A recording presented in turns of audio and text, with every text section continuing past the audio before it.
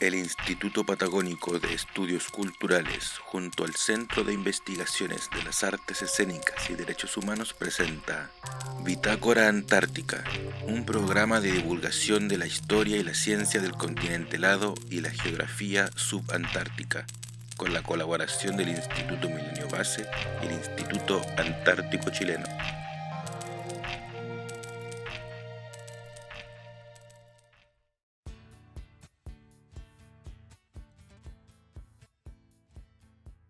Muy buenas a todos y todas, soy Silvio Reyes y este es el podcast de Bitácora Antártica, un programa destinado a la divulgación de la historia y la ciencia del continente helado. En este capítulo de hoy hablaremos de biorremediación y resistencia antibiótica y me encuentro con Julieta Orlando. Ella es microbióloga titulada de la Universidad Nacional de Río Cuarto y doctora en Ciencias, mención Microbiología de la Universidad de Chile. Es también profesora asociada de la Universidad de Chile y directora alterna del Instituto Milenio de Biodiversidad de Ecosistemas Antárticos y Subantárticos, Instituto Milenio Base. Sus líneas de investigación son la microbiología ambiental, la ecología microbiana y la simbiosis. ¿Cómo estás, Julieta? Mucho gusto. Hola, Silvia, un gusto. Gracias por la invitación. Muchas gracias a ti por asistir a este programa que con mucho esfuerzo e interés tratamos de divulgar la ciencia del continente antártico. Y bueno, nosotros tratamos de partir con unas primeras preguntas en torno a conocerte a ti como investigadora, como científica, como persona. Y en ese sentido me gustaría que nos pudieras comentar cómo llegaste a la investigación antártica y qué investigación estás desarrollando actualmente. Como tú mencionaste, soy microbióloga de la Universidad Nacional de Río Cuarto. Esta queda en Argentina. Y una vez finalizado el pregrado como microbióloga, estuve buscando oportunidades para hacer un doctorado. Y allí surgió la posibilidad de obtener una beca alemana del DAAD para realizar el doctorado en microbiología en la Universidad de Chile. Aprovechando esa oportunidad, me cambié de país, lo cual a esa edad y con esa motivación tuvo altos y bajos, por supuesto. Pero llegué a un laboratorio donde me sentí muy bien incorporada, sobre todo también respecto a la temática de investigación, que es la ecología microbiana, de intereses desde pregrado en mi línea de investigación. Y tuve la posibilidad de estudiar muestras chilenas, porque Chile tiene una biodiversidad gigantesca, pero en un inicio del norte del país. Entonces yo empecé estudiando suelos áridos y semiáridos, el desierto de Atacama, muestras del matorral esclerófilo en Chile central. Entonces fue una vuelta larga para llegar a Antártica y bien entretenida porque ha tenido muchas enseñanzas que me han servido a mí como persona, pero también para transmitir a las personas que se van formando conmigo y tienen que ver con aspectos de la famosa resiliencia, de cómo ir adaptándose y volviendo a empezar una vez que van surgiendo estas oportunidades que, claro, pueden parecer problemáticas en un inicio, pero luego uno va viendo que en realidad son oportunidades, caminos nuevos que se van abriendo. Una vez finalizado el doctorado, que tuve la oportunidad también de estar en Alemania, en el Max Planck, realizando investigación, eso es algo que tiene la ciencia, la colaboración a nivel internacional, es no diría un requisito imprescindible, pero sí algo muy valioso de poder llevar a cabo, y yo tuve esa oportunidad. Y luego yo ya quería regresar a Argentina. Mi planificación de vida era realizar el doctorado en Chile y regresar entonces a Argentina con esa formación a nivel de posgrado, y conseguí un puesto de postdoctorado para volver a la Universidad Nacional de Río Cuarto, pero en paralelo surgió la necesidad de que yo permaneciera en Chile para poder continuar la línea de investigación que estaba realizando. Entonces allí fue la decisión, yo diría, una de las más difíciles que tuve que tomar en dos oportunidades, dos caminos, una bifurcación en la vida, y por distintos motivos personales decidí quedarme en Chile y a la larga ha sido una muy buena decisión. Y para quedarme en Chile tenía que conseguir demostrar una línea de investigación de manera independiente. Entonces allí fue cuando empecé el cambio de tema y empecé a mirar a la Antártica desde lejos, pero desde cerca, porque sabemos que Chile tiene el privilegio de estar muy cerca de este continente. Y surgió la posibilidad de empezar a estudiar algo que me interesaba desde siempre, que son las interacciones a nivel de simbiosis, organismos que viven juntos, por lo general colaborando, y allí empecé a incursionar en el mundo de los líquenes. Los líquenes son justamente una simbiosis entre un hongo, un organismo que realiza fotosíntesis, como puede ser una alga o una cianobacteria, y un conjunto de otros microorganismos que conforman el microbioma como en otros seres vivos. Entonces, los líquenes fueron la puerta de entrada para mí a Antártica, porque en ese momento planteamos una hipótesis de que las interacciones cambiaban por la adversidad del entorno. Entonces, medimos esa interacción en Magallanes, un ambiente más hóspito para los distintos organismos de estudio, y queríamos comparar con estos líquenes viviendo en Antártica. Y claro, el desconocimiento inicial de Antártica, porque hay mucho mito alrededor de Antártica, incluso en el ámbito científico, a pesar de toda la información que se va generando, hay un desconocimiento generalizado sobre la biodiversidad, salvo que uno ya esté inmiscuido en todas estas temáticas antárticas. Entonces, para hacer breve el resumen, el encontrar estos líquenes de interés en Antártica me dio la posibilidad de viajar un par de veces en un par de campañas hasta poder encontrarlos. Claramente ahora yo lo cuento muy tranquila, pero en su momento el poder encontrar estos individuos en Antártica fue un desafío, llevó a muchos malos ratos, pero también a la larga a muchas posibilidades, al conocimiento de mucha gente, al poder interactuar con distintos investigadores que estaban obviamente tratando de colaborar con esta necesidad que teníamos de encontrar los organismos. Y allí en uno de los terrenos que no aparecían estos líquenes, tuve la posibilidad de recolectar otro tipo de muestras que estaban relacionadas con muestras de suelo. Mi expertise antes era estudiar la biodiversidad de microorganismos en suelo, y empecé a ver cómo los animales marinos que hacen un traspaso del ambiente marino al ambiente terrestre podrían influir sobre esta diversidad microbiana en suelo. Y gracias a eso y esos trabajos que surgieron en paralelo al proyecto principal de iniciación financiado por ANID en su momento CONICET, me permitieron ser reconocida en la Facultad de Ciencias de la Universidad de Chile por otras temáticas también. Y es allí donde conocí a Elie Poulain en este contexto antártico y me invitó a participar en un proyecto asociativo que comenzamos en 2017 con un proyecto anillo que me permitió trabajar con otros investigadores de otras universidades y desencadenó en definitiva en esta nueva propuesta muy grande que es el Instituto Milenio Base de Biodiversidad de Ecosistemas Antárticos y Subantárticos, que es lo que me convoca hoy poder participar entonces en este tipo de actividades y poder conversar entonces contigo. Genial, maravilloso. Mira, yo creo que a la mayoría de los entrevistados que hemos tenido, normalmente cuando les pregunto cómo han llegado a la investigación antártica, la mayoría de ellos, si es que no todos, manifiestan de alguna forma un camino azaroso, ¿no? El azar o la suerte, la coincidencia de que de alguna forma, por X motivo, incluso a veces hasta cotidiano o administrativo, por alguna razón los llevan a acercarse a la investigación antártica. Y dentro de ello, ¿cuál ha sido al menos los primeros pasos en torno a la investigación antártica? Mencionaste los líquenes. Coméntanos un poco para quienes no sabemos qué son los líquenes. Sí, los líquenes son en realidad organismos maravillosos porque en sí no son un solo organismo, se conocen como holobionte, un conjunto de organismos que forman individuos que no se parece a los componentes por separado. Entonces, el componente principal es un hongo, pero no, o sea, la diversidad de hongos es muy grande. Probablemente estamos más familiarizados con las setas, los estilos champiñones, las amanitas que conocemos, pero también hay hongos filamentosos, por ejemplo, estos honguitos que crecen en la comida, en el pan, en la fruta, cuando la dejamos mucho tiempo almacenada. También están las levaduras, que muchas veces participan en la producción de diversos alimentos a los que estamos acostumbrados, y están otros tipos de hongos que establecen interacciones simbióticas, por ejemplo, las micorrizas con plantas, que también tenemos proyectos estudiando la diversidad de estos hongos, y los hongos liquenizados, que se asocian con algas o cianobacterias para formar este nuevo organismo.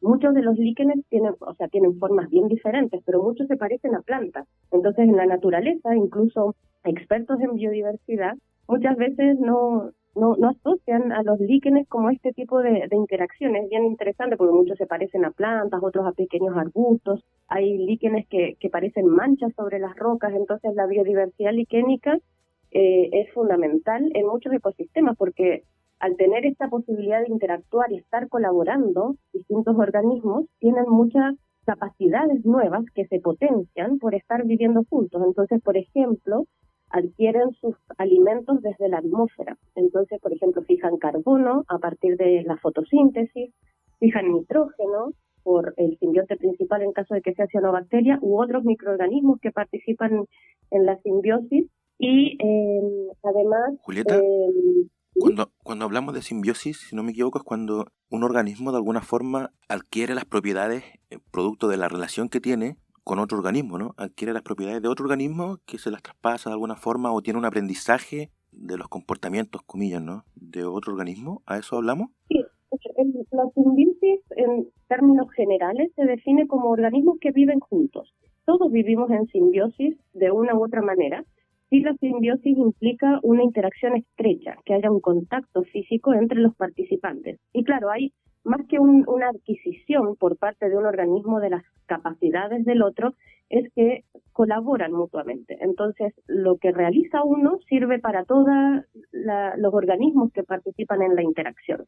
Entonces, uno puede tener resultados positivos, por lo general, de este tipo de interacción. Entonces, una simbiosis mutualista en donde mutuamente se ayudan, pero también podemos hablar de simbiosis de un parasitismo, en donde un organismo se aprovecha de las ventajas que le da el otro. Entonces, dependiendo del resultado de esa interacción, es el apellido, entre comillas, que le ponemos a la simbiosis.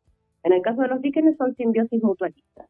Y es interesante el concepto de simbiosis porque luego de haber incursionado en el mundo de los líquenes, todavía seguimos estudiando este tipo de organismos, hemos empezado a estudiar otras interacciones conociendo el microbioma de distintos animales. Una vez que yo empecé a formar parte de este grupo de personas que desencadenó en este Instituto Milenio Base, empezamos a estudiar la biodiversidad, los componentes de la microbiota asociada a animales marinos como por ejemplo erizos, peces, algunos otros invertebrados, tenemos también esponjas. Entonces distintos animales se benefician por los microorganismos que conviven con ellos, otorgándole por ejemplo ventajas de obtención de nutrientes a través de los alimentos que ingieran. Es lo mismo que nos sucede a nosotros como personas, en donde sin nuestra microbiota intestinal, gastrointestinal, hay muchas veces que no podríamos sacar beneficios de lo que ingerimos.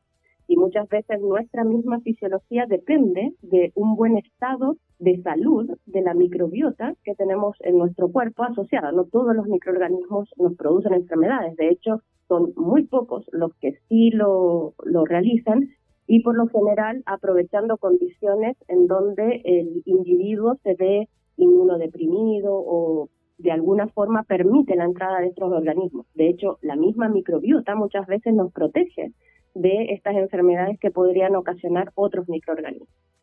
Así es. Y bueno, a propósito de microorganismos, que es el tema de hoy, ¿no? Vamos a hablar de la bioremediación también y lo que tiene que ver con la resistencia antibiótica. A su vez, bueno, surge la pregunta o la reflexión de que se ha comentado que con el correr de las décadas las bacterias que nos producen ciertas enfermedades se han vuelto cada vez más resistentes a los antibióticos, generando una necesidad de una medicina cada vez más potente, podríamos llamarle, ¿no? Cuéntanos un poco qué es la minería del genoma y cómo se relaciona con los estudios de biosíntesis en ambientes extremos, en este caso la Antártica. Sí, la resistencia a antibióticos, lo que hay que entender es que muchas veces se ha generado también por efectos antropogénicos, o sea, nosotros mismos como humanidad hemos desencadenado muchas veces estos superorganismos resistentes por la presión de selección que establecemos al usar indiscriminadamente los antibióticos. Entonces, hay que tener allí mucha precaución. La resistencia a antibióticos también se debe a interacciones. Las interacciones, por ejemplo, entre dos poblaciones en un dado ambiente pueden ser, como te decía anteriormente, positivas o negativas. Y muchas veces una población A podría estar produciendo un antibiótico para repeler o atacar a una población B que la podría estar perjudicando. Entonces son como armamentos, entre comillas, que tienen los mismos microorganismos para establecer interacciones, en este caso negativas, con otros organismos en la naturaleza.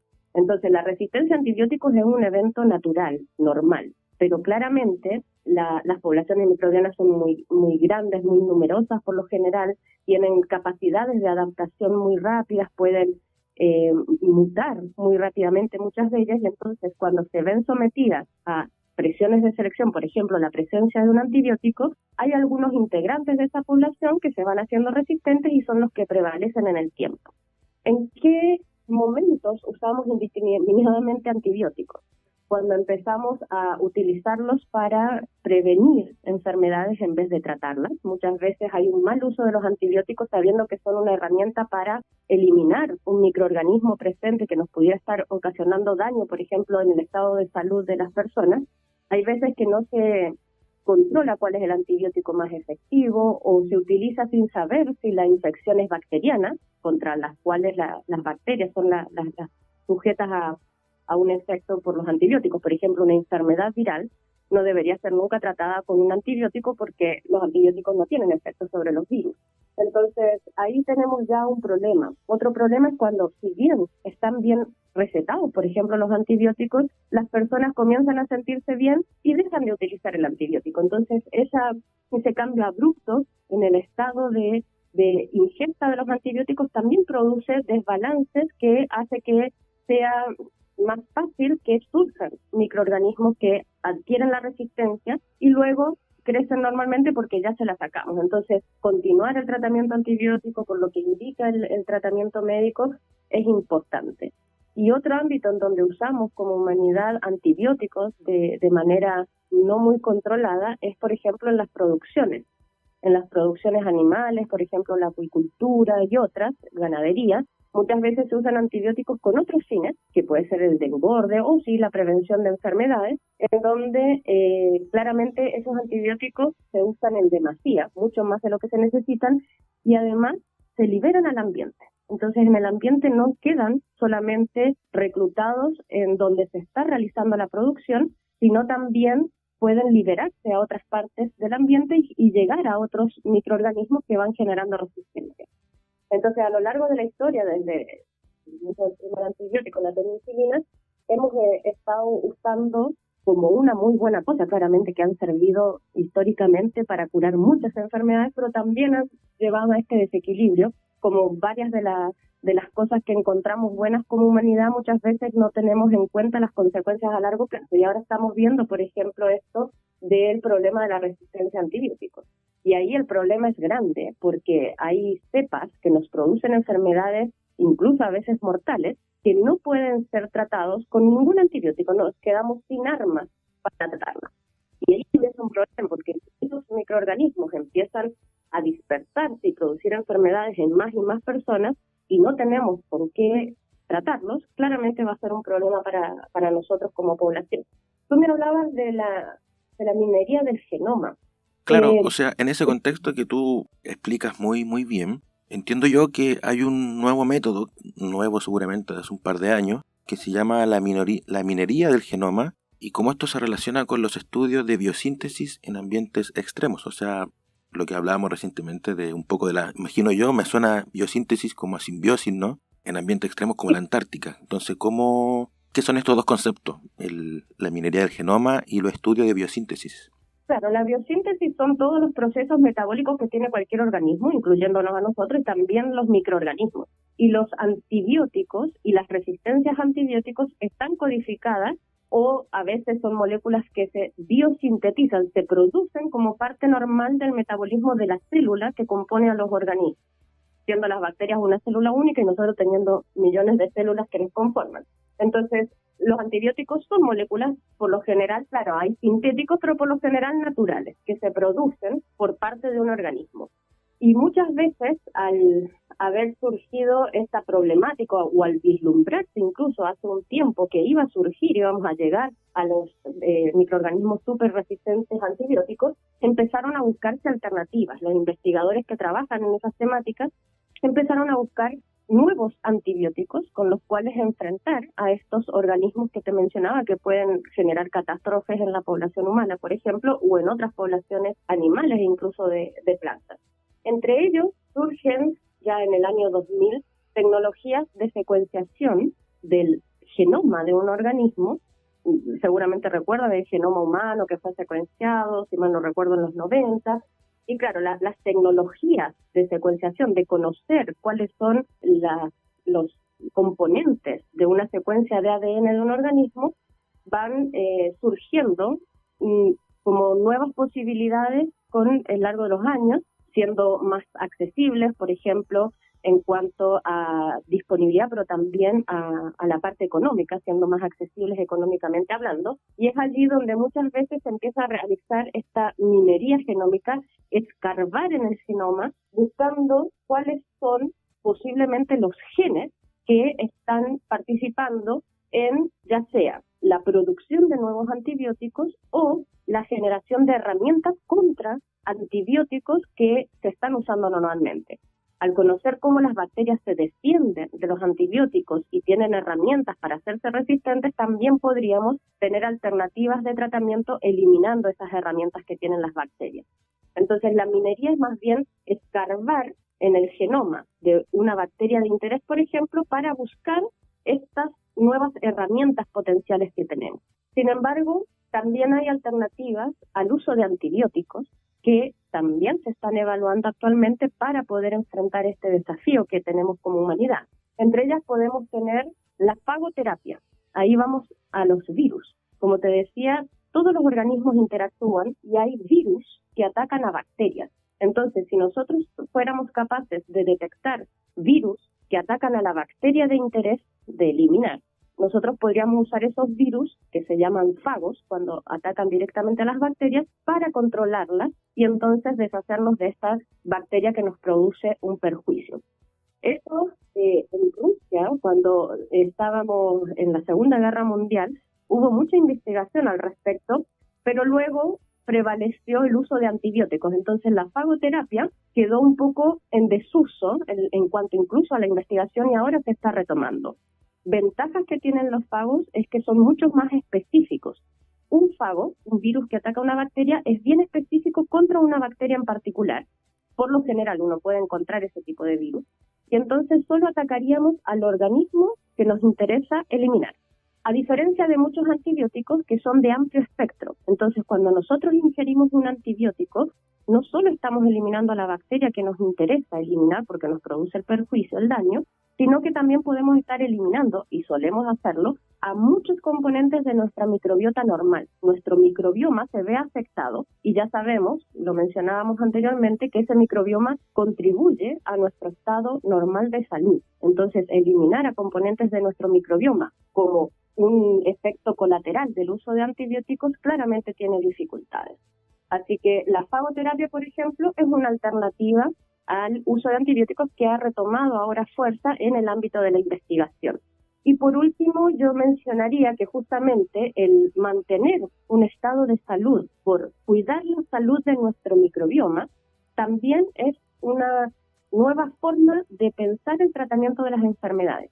Siempre tenemos que pensar que somos un todo, nuestras células más las células de microorganismos que nos acompañan. Y mantener la salud del microbioma muchas veces es fundamental como una barrera para la prevención de enfermedades. No solamente tenemos microorganismos intestinales, tenemos microorganismos en nuestra piel, en nuestra boca, en todas las partes de nuestro cuerpo hay comunidades microbianas bien particulares que ya conocemos, que ya hemos estado estudiando y mantenerlas saludables nos permite tener esta barrera de entrada de microorganismos que no queremos que entren en nuestro cuerpo porque producen enfermedad. Exacto, y bueno, para ello tener una flora intestinal saludable hay que, imagino yo, alimentarse bien, lo cual bien y variado, ¿no? De hecho, yo he escuchado, visto por ahí en algún programa, que se dice que, no recuerdo el número exacto, pero que hay miles de comunidades bacterianas intestinales distintas, como que cada ser humano casi es una comunidad específica en sí misma. Vale decir que yo tengo ciertos microbios en mi intestino que tú no tienes y ni que mi pareja tiene ni así. Es súper interesante eso porque a su vez, bueno, hablando un poco del cuerpo humano en este caso, ¿no? Pero para los procesos médicos que tienen que ver con la autorregulación o autosaneamiento del cuerpo humano, es caso a caso en algunos casos, valga la redundancia. Entonces, es todo un tema porque en específico, ¿cómo vamos a investigar cada microbioma o conjunto de microbios que hay en cada uno de nosotros. Es muy difícil. Es bien difícil, pero de todas formas hay tipos de microorganismos. Tú bien llamas una comunidad que cada uno de nosotros tenemos, y por lo general hay grupos de poblaciones dentro de esas comunidades que prevalecen en distintos individuos. Entonces, claramente uno podría tener una huella dactilar asociada a su microbiota, pero también hay componentes comunes. Entonces, hay muchos estudios en la actualidad, así como nosotros estudiamos el microbioma de distintos animales, hay muchas personas dedicadas al estudio del microbioma humano, y se asocian muchas veces distintos microbiomas a distintas problemáticas, porque claramente, como mencionábamos, la alteración de ese microbioma produce enfermedades, no solamente de índole infeccioso, como las que estábamos hablando, generadas por otros microorganismos, sino incluso se han asociado con obesidad, con salud mental, entre otros. Entonces, conocer esa microbiota, cómo se relaciona con nuestros estados de salud y o de enfermedad, y poder manipularla de cierta manera para que los grupos que nos benefician prevalezcan en nuestro microbioma, es un área de la investigación médica que está siendo muy relevante en la actualidad. Siguiendo un poco la línea de lo que conversábamos recién, ¿no? En especial de los procesos de biosíntesis de las bacterias en ambiente extremo, he leído por ahí que hay nuevas formas de investigación o de experimento, formas experimentales, en donde los procesos metabólicos de estas bacterias se están realizando a través del cocultivo o llamado cocultura. Me gustaría que nos expliques un poco en qué consiste esto. ¿Qué significa, por un lado, el proceso metabólico? Que, si bien yo entiendo, significa cuando un organismo, a través de sus propios procesos, de su propia energía que recibe, genera a posteriori o excreta otro elemento, ¿no? Y llamo excretar entre comillas, pero es como que, ¿cierto? Como que sale de uno. Seguramente tú no se lo podrás explicar mejor, pero que tiene que ver con la biosíntesis, entiendo. Pero ahora, hoy en día, se está realizando a través del cocultivo o cocultura, que es un término bastante interesante que cuando lo conocí me llamó bastante la atención, entonces, y que a su vez entiendo supone un proceso experimental entre varias variables ambientales, generando presión en la bacteria, ya no solo con una variable sino con varias. Entonces, coméntanos un poco qué supone todo esto. Y ahí surge otro hecho histórico muy interesante en el desarrollo de la microbiología como disciplina biológica, en donde claramente la ecología microbiana, que es el ámbito donde yo estoy incursionando en mis líneas de investigación, tienen que ver con, sobre todo, interacciones, cómo interactúan los microorganismos entre sí y cómo interactúan con el entorno que los rodea y con otros organismos. Entonces, no recuerdo el año, pero en los inicios de la microbiología, estamos viendo cuando conocimos la existencia de los microorganismos con el desarrollo del primer microscopio gracias a Leeuwenhoek, que no era para buscar microorganismos, pero los encontró. Empezaron dos líneas dentro del estudio de la microbiología, una que tenía que ver con el estudio de estas comunidades y sus interacciones como tal, Winograd, que es uno de los más reconocidos en ese ámbito, y otra línea que fue la que se fortaleció con el tiempo por las ventajas que tenía para adquirir conocimientos respecto a los beneficios que podíamos tener como humanidad. Y esa área tenía que ver con aislar los componentes de estas comunidades, cada tipo de microorganismo diferente, en medios de cultivo. Entonces, históricamente, mucho del desarrollo de la microbiología tiene que ver con cultivar a los microorganismos por separado. Eso lo podemos hacer dándole las condiciones nutricionales para justamente incentivar su metabolismo, permitir su metabolismo en recipientes. Un recipiente puede tener un medio líquido con todos los componentes que necesita, o puede ser una especie de jalea, que es gracias al descubrimiento del agar-agar, se desarrollan las conocidas placas de Petri, que son como unos pequeños recipientes redondos que nos permiten crecer allí los microorganismos.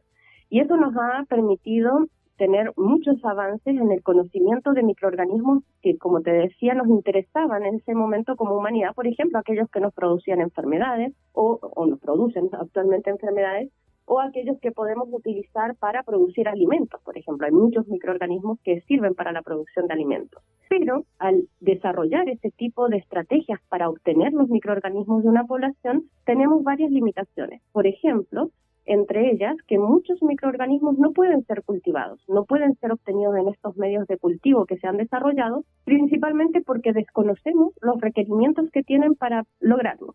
Entonces hay una fracción muy importante, sobre el 90%, muchos hablan del 99% de microorganismos que no pueden ser sometidos a este tipo de experimentos. La otra gran desventaja es que perdemos las interacciones. Y como te decía, es fundamental para el estudio de la ecología y para la comprensión de muchos fenómenos en donde están implicados los microorganismos.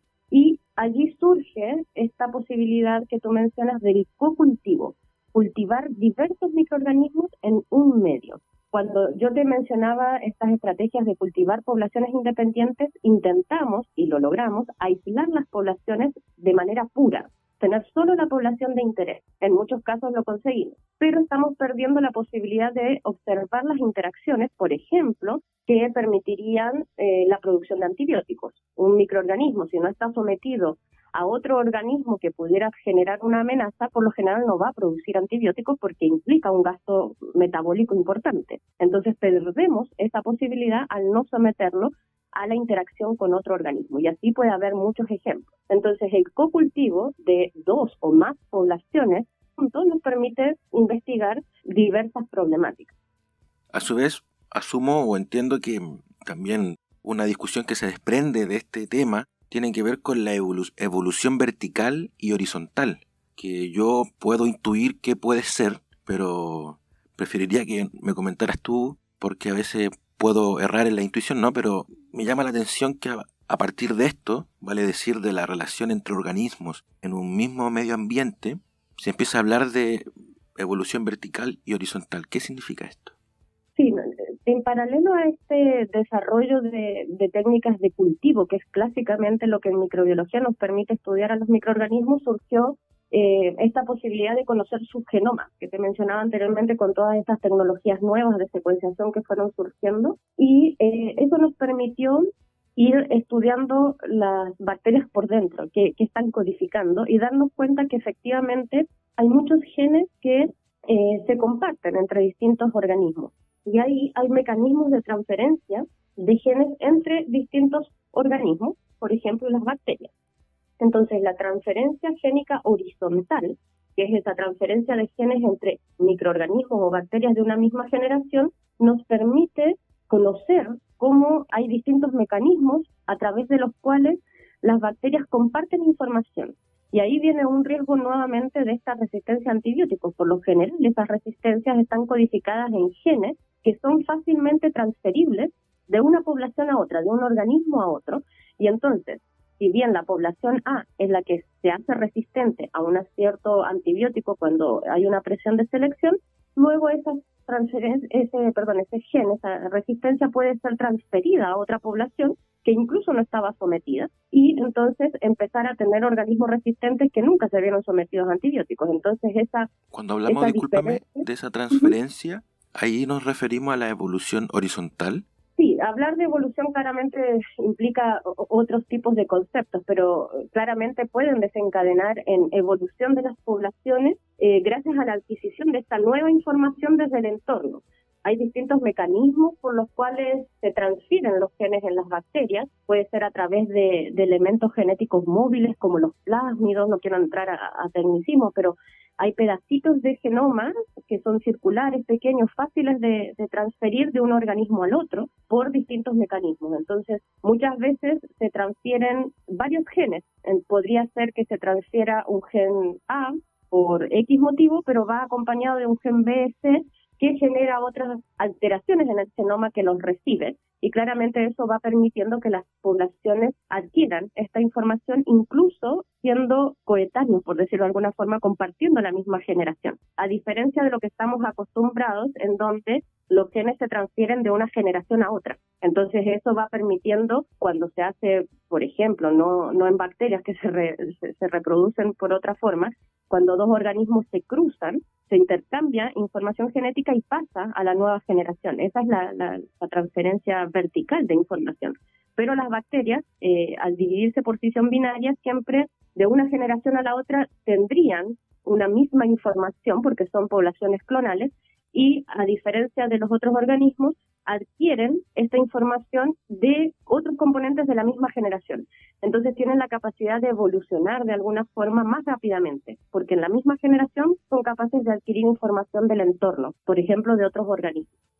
Perfecto, queda súper claro el punto. De hecho, nosotros, si no mal recuerdo, en el programa de Flora Antártica conversamos un poco de esto, relacionado porque hablamos del mundo de los hongos también, y cómo los hongos también de alguna forma han ayudado o están siendo investigados para también biosíntesis de cuestiones muy similares de las que en este caso las bacterias también desarrollan, ¿no? Se cruzan de alguna forma estos temas, estas líneas.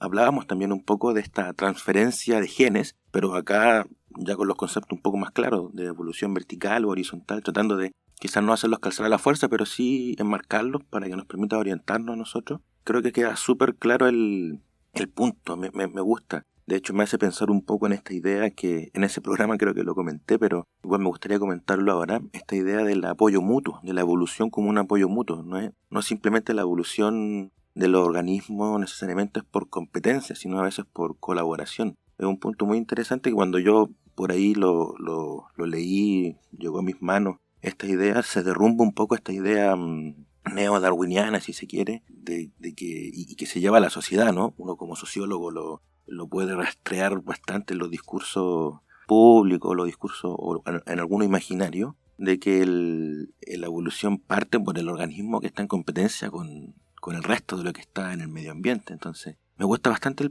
eso que acabas de comentar.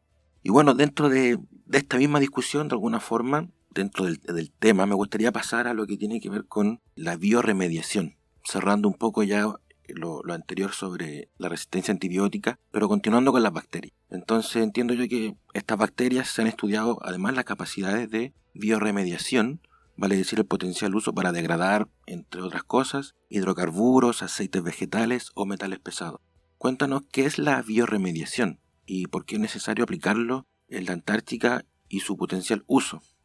Sí, la bioremediación en sí es una tecnología que está desarrollada por personas, que está basada en el uso de organismos, microorganismos en particular, pero también pueden ser plantas u otros, para ya sea remover, reducir o eliminar en sí del ambiente contaminantes que por lo general llegan allí producto de la actividad humana. Entonces, los microorganismos tienen muchas ventajas versus a otros organismos para poder ser utilizados en tecnologías de bioremediación, de limpieza del ambiente ante la presencia de contaminantes. También hay algunas desventajas, algunos desafíos que debemos sobrellevar para poder aplicar este tipo de tecnologías basadas en seres vivos. Entonces, es útil, por ejemplo, para muchos compuestos orgánicos que llegan a distintos ambientes. Estamos hablando de un continente antártico que uno podría pensar a priori libre de contaminación y nada más lejos que ello, porque claramente se ha detectado la presencia de muchos contaminantes en Antártica y no directamente por la presencia humana en ese continente, sino porque en realidad el planeta es uno solo y está todo conectado a través de la atmósfera, de las aguas, también de nosotros mismos como transportadores de estos posibles contaminantes y otros miembros de la biodiversidad, como pueden ser las aves, que pudieran transportar estos contaminantes. Entonces, incluso un continente tan alejado y tan prístino como lo podríamos asociar como Antártica tiene presencia de contaminantes. Por ejemplo, podemos mencionar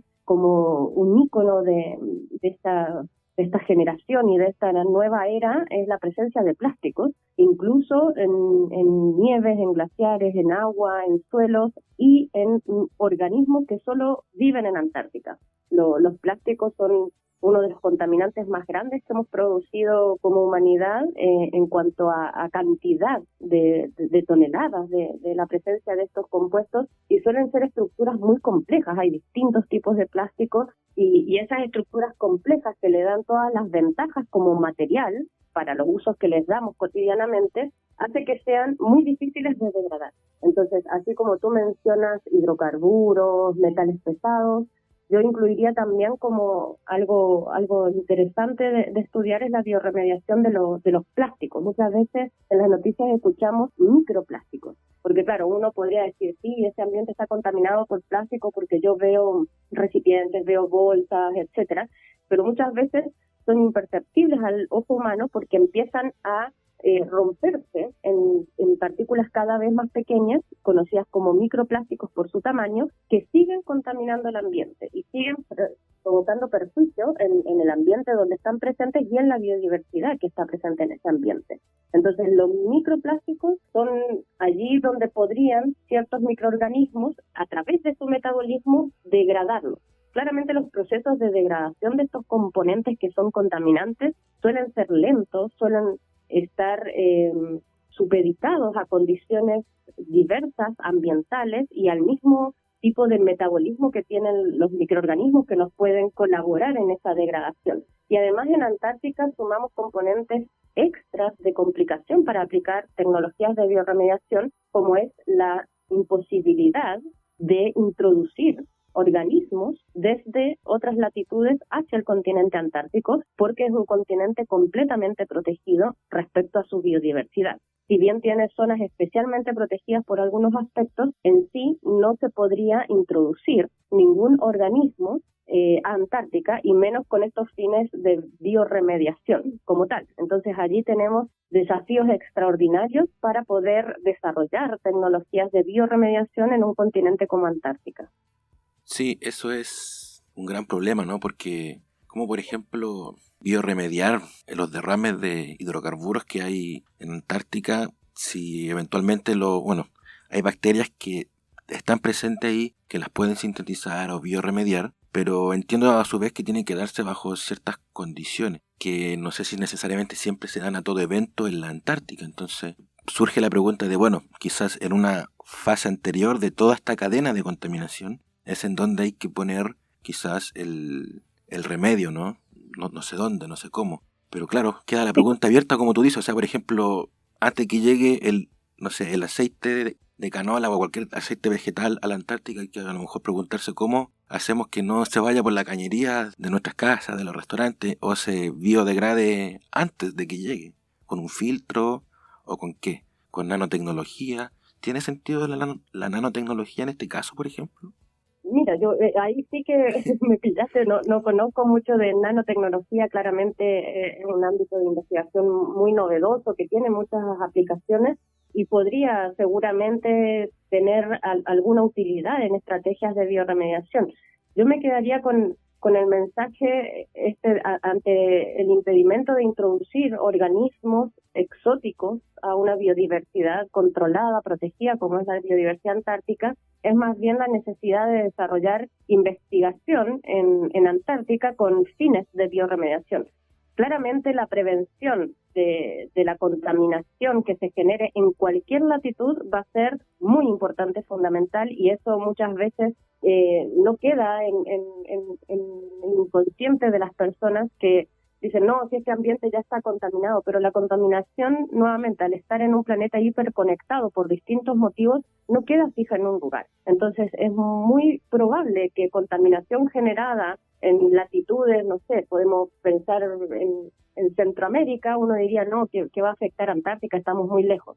Puede llegar, porque hay corrientes, hay transportes, hay atmósfera que va migrando de un lugar al otro. Entonces todo lo que podamos reducir en cuanto a la producción de contaminantes va a contribuir de cierta manera en el futuro a disminuir esa carga que está sufriendo nuestro planeta de estos componentes que son difíciles de eliminar. Pero una vez llegados a Antártica, claramente los esfuerzos de investigación tendrían que estar en encontrar microorganismos, por ejemplo, que sean capaces de biodegradar estos contaminantes, metabolizarlos de cierta manera, pero que sean autóctonos de ese lugar, que sean particulares de Antártica. Entonces allí, una vez encontrados esos microorganismos, esa potencialidad en Antártica, podemos aplicar distintas estrategias de bioremediación. Hay estrategias, por ejemplo, de bioestimulación, que es aumentar esa capacidad de bioremediación mediante, por ejemplo, cambiar las condiciones o darle las condiciones óptimas de crecimiento a los microorganismos de interés. O también está el bioaumento, que es introducir en el lugar donde está la contaminación microorganismos con la capacidad degradativa de interés requerida para eliminar el contaminante. Pero ese bioaumento tendría que ser con microorganismos que están allí presentes. Claramente, cualquiera de las dos estrategias, ya sea bioestimulación o bioaumento, va a producir un desbalance en las comunidades normales. Pero muchas veces, ante estos eventos ya producidos, por ejemplo, de contaminación, siempre existe el análisis requerido de costo-beneficio. preferimos dejar el contaminante allí presente con las consecuencias que tiene su presencia, que también son muy perjudiciales para la biodiversidad, o preferimos de cierta manera biorremediar, a pesar de que también tiene consecuencias. Cualquier intromisión que hagamos en una comunidad o en una biodiversidad de un ambiente va a producir consecuencias, pero ahí también hay análisis de riesgo que evaluar para ver si es factible y si es conveniente la aplicación de estas estrategias de remediación. Es una muy buena reflexión porque por ahí yo he leído, por ejemplo, de que en unos estudios que para sintetizar o biorremediar aceite vegetal, que si bien todos estos estudios se tienen que hacer en un laboratorio, no se hacen in situ hasta donde yo entiendo, bueno, hay comunidades de control y otras comunidades que se van analizando en función de la variabilidad de ciertos elementos, ciertas variables. Entonces se mencionaba que había una bacteria que podía biorremediar el aceite vegetal entre los 10 y los 15 grados de temperatura, en función de la salinidad, la levadura, en fin. Entonces yo me preguntaba, bueno, el continente antártico no siempre está entre 10 a 15 grados, como para que, de hecho, para que las bacterias puedan... El continente nunca llega a esas temperaturas. Exacto, sí. Entonces yo me preguntaba, bueno, pero uno puede decir, oh, qué interesante, qué genial que se puedan sintetizar estas comunidades bacterianas, pero el continente antártico no está a esa temperatura normalmente. Ahora, bueno, con el calentamiento global, sí han habido periodos, entiendo, por ahí de altas temperaturas, pero son días específicos. Temperaturas puntuales en algunas zonas como la península antártica, que es una de las que está más sometida a estos aumentos de temperatura que claramente van a tener consecuencias en la biodiversidad. Pero ahí vuelve a surgir entonces la necesidad de investigación, porque esa bacteria, desconozco cuál es la investigación que tú mencionas, pero probablemente fue obtenida con fines particulares de un interés específico, pero uno, si tuviera, por ejemplo, un derrame de aceite o la presencia, detección de un contaminante en Antártica, muy probablemente, al ser tan diversas las comunidades de microorganismos, hay microorganismos autóctonos presentes en Antártica con las capacidades en particular. Y ahí vuelve a surgir la necesidad entonces de conocerlos a través de la investigación y poder utilizarlos en estas estrategias y tecnologías de biorremediación. Pero nuevamente el mensaje va a ser que, independiente de los avances que pueda tener la investigación en este ámbito, siempre es mejor prevenir que curar. Y en cualquier ámbito, estamos hablando también de la salud ambiental, en donde cuanto más podamos contribuir en disminuir la contaminación, mejor van a ser las posibilidades que tengamos en definitiva a futuro para poder remediar las contaminaciones ya presentes. Así es. Julieta, yo te quiero dar las gracias por asistir a nuestro programa de Bitácora Antártica, que bueno, en un contexto desde aquí, desde Punta Arenas, desde Magallanes, nos toca muy desde cerca, ¿no?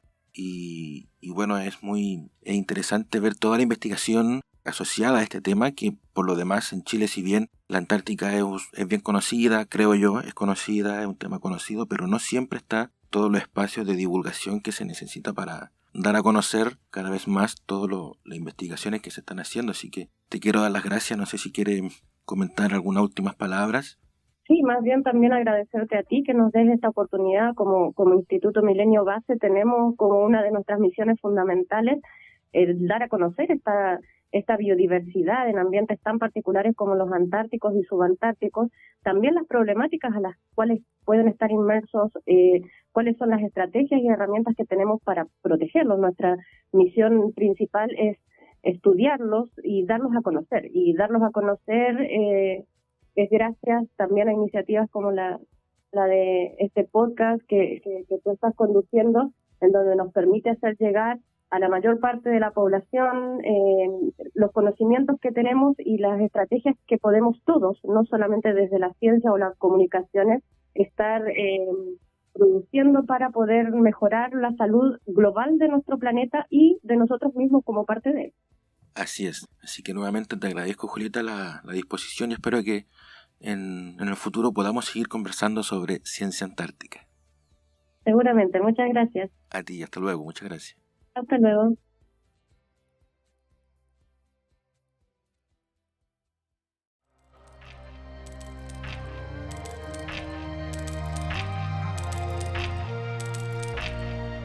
Esta iniciativa fue financiada con cargo al Fondo Concursable del FNDR 7% 2022 del Gobierno Regional de Magallanes y la Antártica Chilena.